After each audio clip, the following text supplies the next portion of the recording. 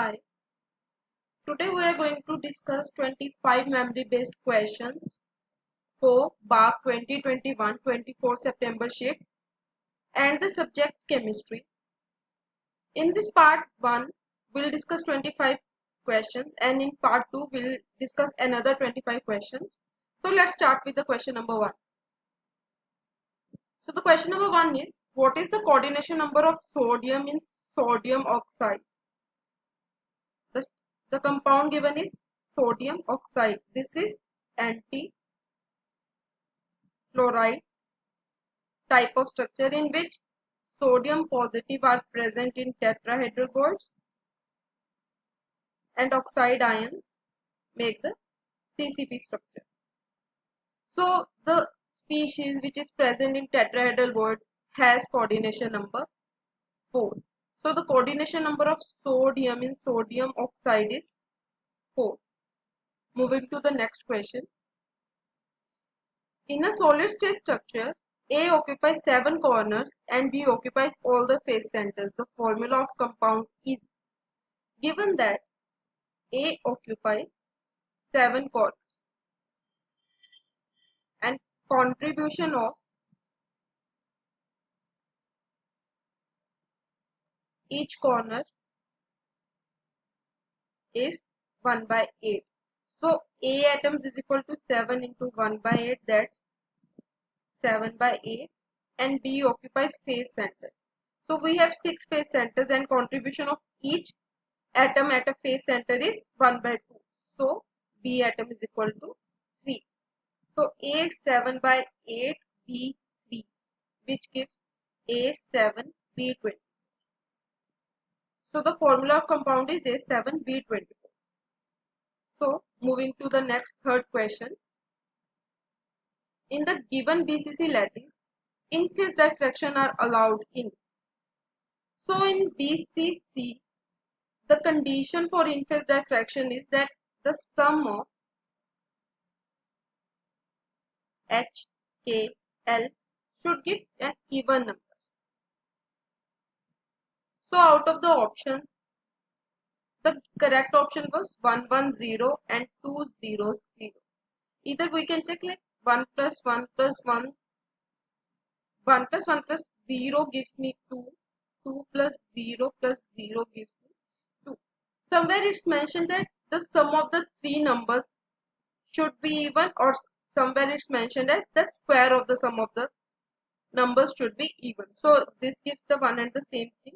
So 1 square plus 1 square plus 0 gives me 2. So 2 square plus 0 plus 0 gives me 4. So both the conditions give even numbers. So option 110 and 200 gives in-phase diffraction for BCC lattice. Moving to question 4. The order of trans effect. The given ligands were cyanide, nitro, bromide and ammonia.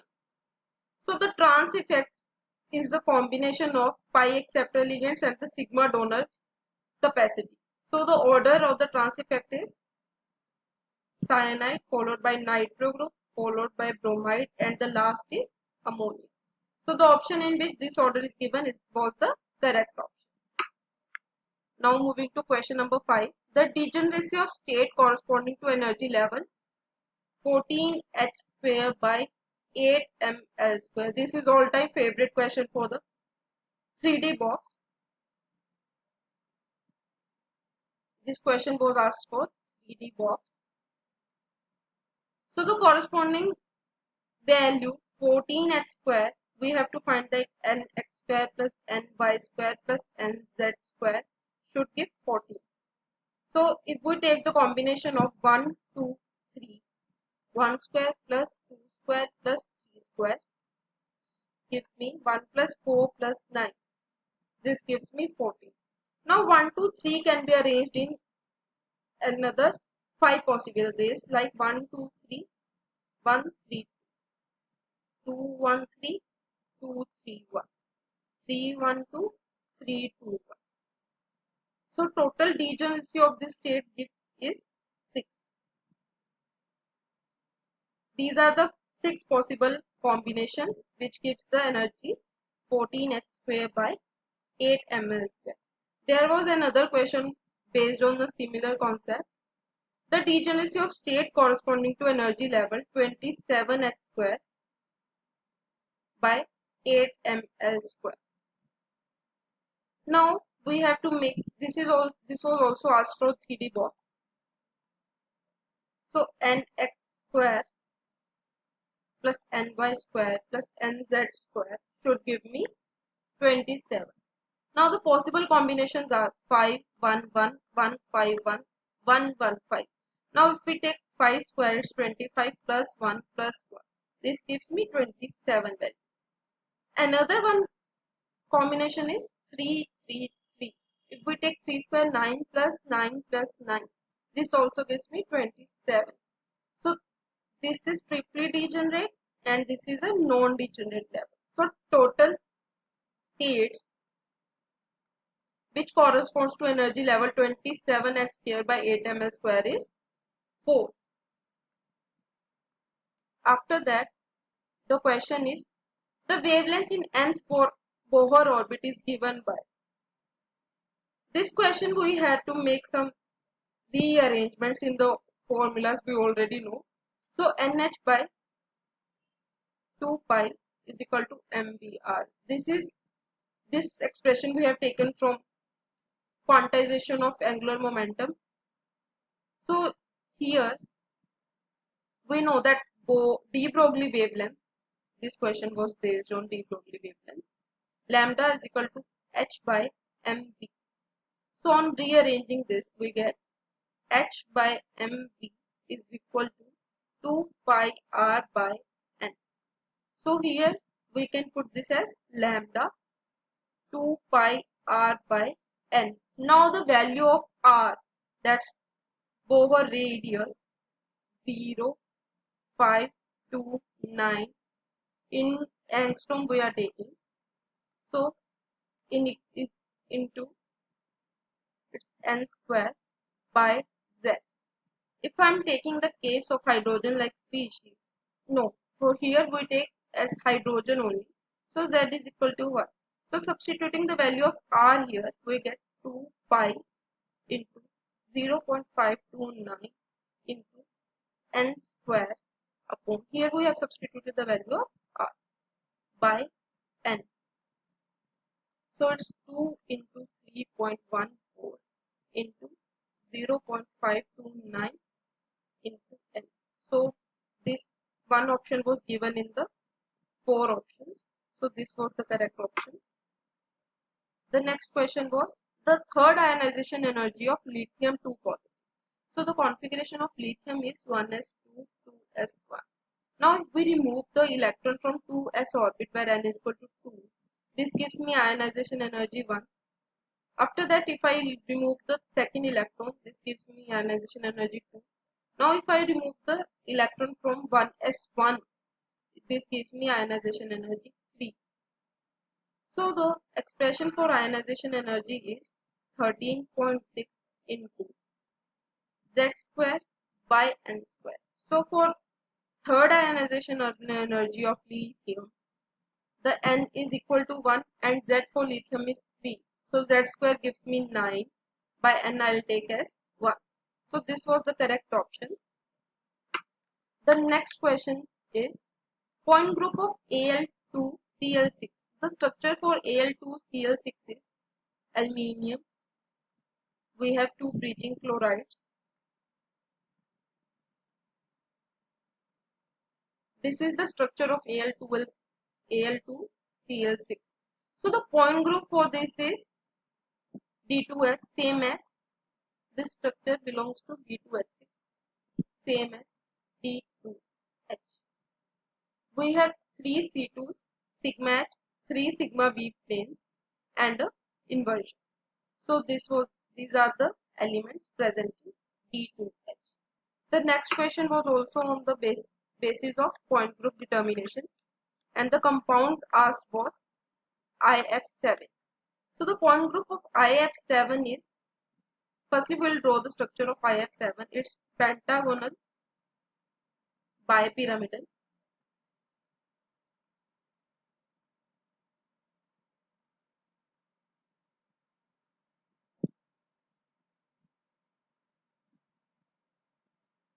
So here all the 5 fluorine atoms are in a plane, and these 2 axial fluorines are also same. So here the point group we get is D5H. The point group of IF7 is D5H. The next question is order of the reaction. The order of the reaction they have asked, and given the rate expression is 1, and for sulfur trioxide it's given as minus 0.5. So order of reaction is we find as order with respect to SO2 and order with respect to SO3. So it's 1 plus minus 0.5.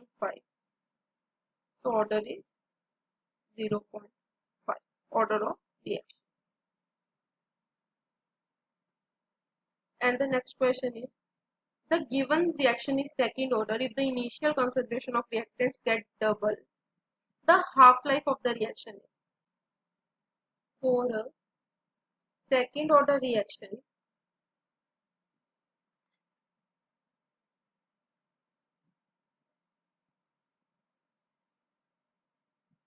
The question 12 is the given reaction is second order if the initial concentration of reactants get doubled. The half-life of the reaction. So in case of second order, T half is equal to 1 by A naught K, where A is initial concentration of reactants. So now the given question is that A naught becomes 2A naught. The initial concentration changes to 2 times. So T half is equal to 1 by 2A naught. So T half gets half. So in option it was given that how the T half is changed. So it gets half. So the next question is,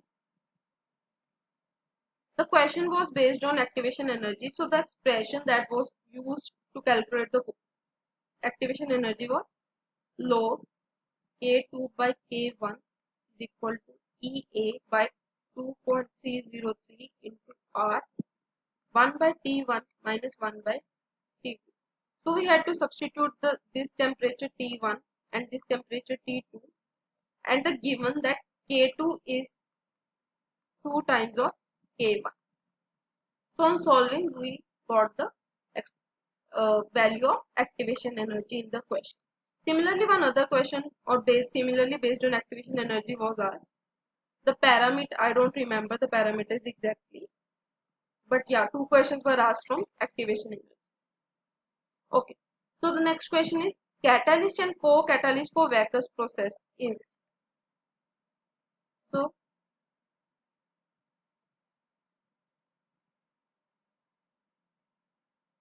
in Wacker process, these the palladium bases are catalyst and copper chloride act as a co-catalyst.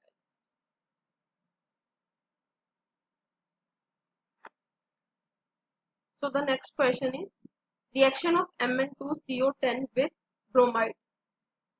We know that MnCO5 is 17 electron species. So it dimerizes to give Mn2CO10. To complete is 18 electron per metal.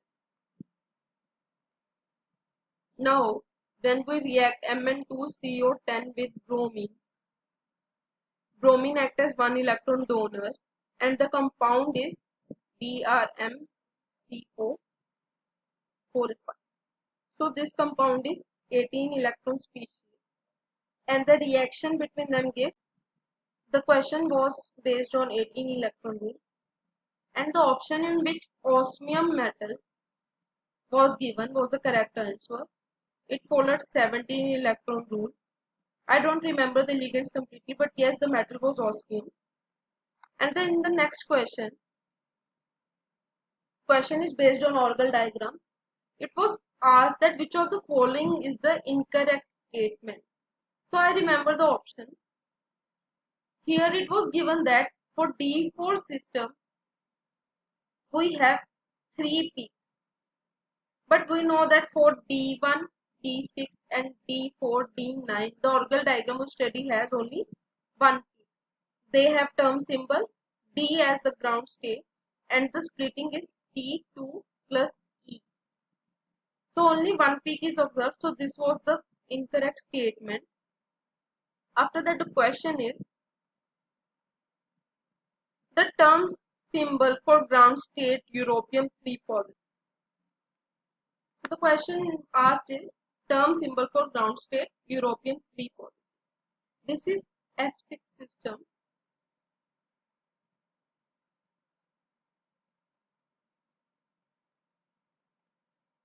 One, two, three, four, five, six, 7 plus 3 plus 2 plus 1 0 minus 1 minus 2 minus 3 1 2 3 4 5 6.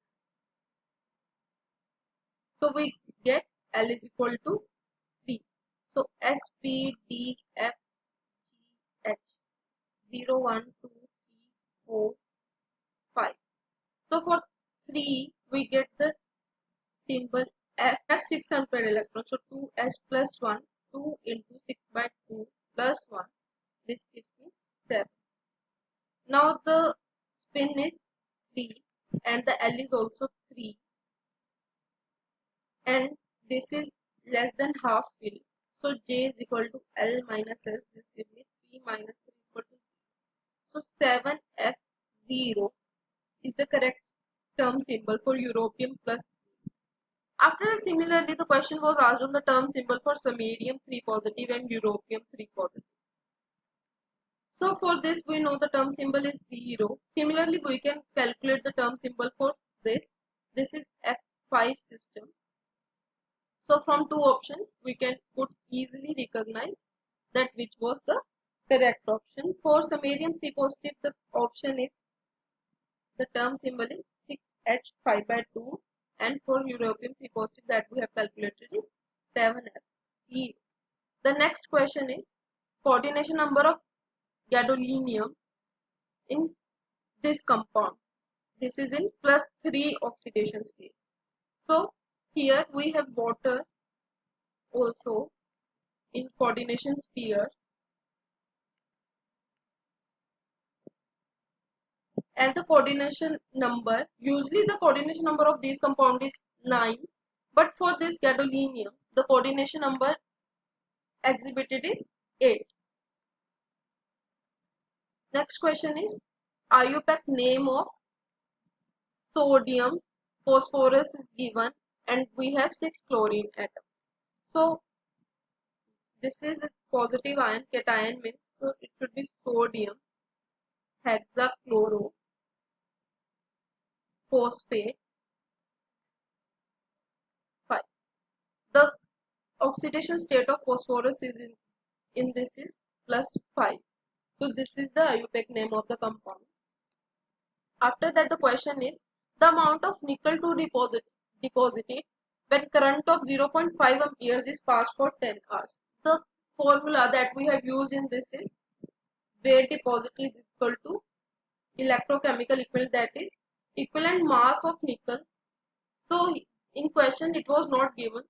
So we have considered it roughly as 58, and nickel is in +2 oxidation state, that is nickel 2 plus requires 2 mole of electrons to give nickel. So 2 into Faraday 96500 into 0.5 ampere current and for 10 hours.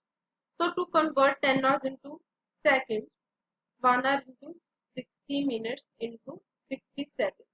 Multiply by total number of hours, give this unit. So from here we could have solved the weight of nickel deposited. After that, the question given was, this was also an electrochemistry question. Firstly, we had to find alpha, that is degree of dissociation.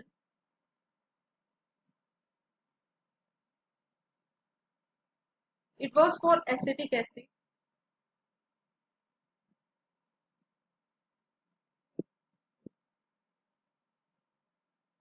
And for acetic acid, the parameters that we were given was 390 is the usual, that is molar conductivity at infinite dilution, and I don't remember at what concentration this was given. But when alpha is calculated, so this was given as 0.1 molar. So 0.1 minus C alpha, C alpha, C alpha. So we were asked the concentration of H positive ion. So it was C into alpha. So alpha, I remember, was 0.0133 something. So on multiplying this with this, we got also like something. I'm not sure about the values, but question based on this concept was asked.